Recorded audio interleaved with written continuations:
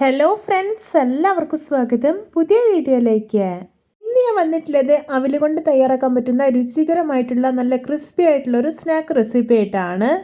എന്നും പറയുന്ന പോലെ വീഡിയോ കണ്ടിട്ട് ഇഷ്ടപ്പെടുവാണെങ്കിൽ ലൈക്ക് ചെയ്യുക, ഷെയർ ചെയ്യുക, കമൻറ്റ് ചെയ്യുക, ചാനൽ സബ്സ്ക്രൈബ് ചെയ്യാനും മറക്കരുത്. പിന്നെ ഫേസ്ബുക്കിലൂടെയാണ് വീഡിയോ കാണുന്നതെങ്കിൽ പേജ് ഫോളോ കൂടി ചെയ്യണേ. ഒപ്പം നമുക്ക് നേരെ വീഡിയോയിലോട്ട് പോവാം.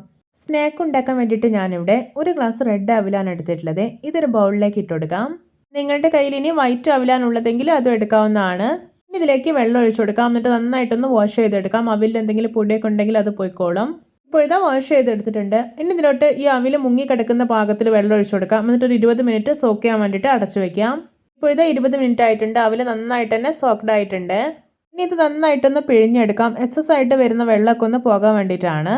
ഈ ഒരു അവിലിലെ വെള്ളത്തിൻ്റെ അംശം കൂടുതൽ ഉണ്ടാവുകയാണെങ്കിൽ സ്നാക്ക് നന്നായിട്ട് എണ്ണ കുടിക്കും.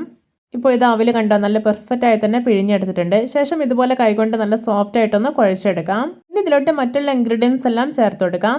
ആദ്യം ഇതിലോട്ട് ഒരു 1/4 ഗ്ലാസ് വറുത്ത അരിപ്പൊടിയാണ് ചേർക്കുന്നത്. ഇത് പത്തിരിയും ഇടിയപ്പമൊക്കെ ഉണ്ടാക്കാൻ വേണ്ടി എടുക്കുന്ന പൊടിയാണ്. ഇതിലോട്ട് 3 ടേബിൾ സ്പൂൺ കടലപ്പൊടി, ആവശ്യത്തിന് ഉപ്പ്, 1 ടീസ്പൂൺ മുളക് പൊടി, 1/4 ടീസ്പൂൺ മഞ്ഞൾപ്പൊടി ഇട്ട് കൊടുക്കാം.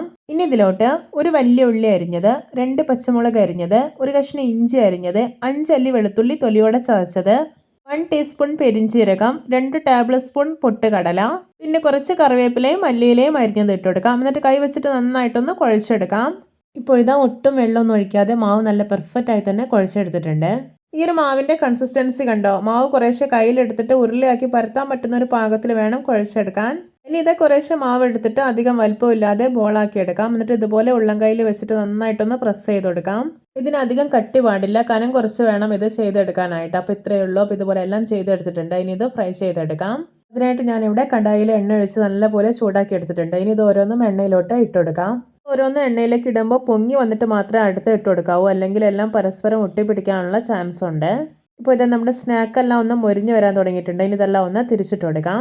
ഇപ്പോൾ ഇതാ 2 സൈഡും നല്ല പെർഫെക്റ്റ് ആയിട്ട് മൊരിഞ്ഞ് നല്ലൊരു ഗോൾഡൻ കളറായി വന്നിട്ടുണ്ട്. അപ്പോൾ ഇത് പാകമായിട്ടുണ്ട്. ഇതിനെ എണ്ണയിൽ നിന്ന് കോരി മാറ്റാവുന്നതാണ്. ഇതാ നമ്മുടെ രുചികരമായിട്ടുള്ള നല്ല ക്രിസ്പി ആയിട്ടുള്ള അവിൽ വട റെഡി. ഇതുപോലെ മറ്റുള്ളതെല്ലാം റെഡിയാക്കി എടുക്കാം. ഇപ്പോൾ ഇത് നമ്മുടെ സെക്കൻഡ് ബാച്ചിലുള്ള അവിൽ വടയും അടിപൊളിയായി തന്നെ റെഡിയാക്കിയിട്ടുണ്ട്. ഇതും എണ്ണയിൽ നിന്ന് കോരി മാറ്റാം. വളരെ ഈസി ആയിട്ട് തയ്യാറാക്കാൻ പറ്റുന്ന, ഒട്ടും എണ്ണയൊന്നും കുടിക്കാത്ത നല്ല രുചികരമായിട്ടുള്ള ഒരു പലഹാരമാണിത്. എല്ലാവരും ഇതുപോലെ ഒന്ന് ഉണ്ടാക്കി നോക്കണേ. എല്ലാവർക്കും എൻ്റെ അവിൽ വട റെസിപ്പി ഇഷ്ടപ്പെട്ടെന്ന് വിചാരിക്കുന്നു. ഇഷ്ടപ്പെട്ടാൽ സപ്പോർട്ട് ചെയ്യാൻ മറക്കരുതേ. അപ്പോൾ ഇതുപോലെയുള്ള വെറൈറ്റി വീഡിയോകളായി നമുക്ക് വീണ്ടും കണ്ടുമുട്ടാം. Okay, bye bye.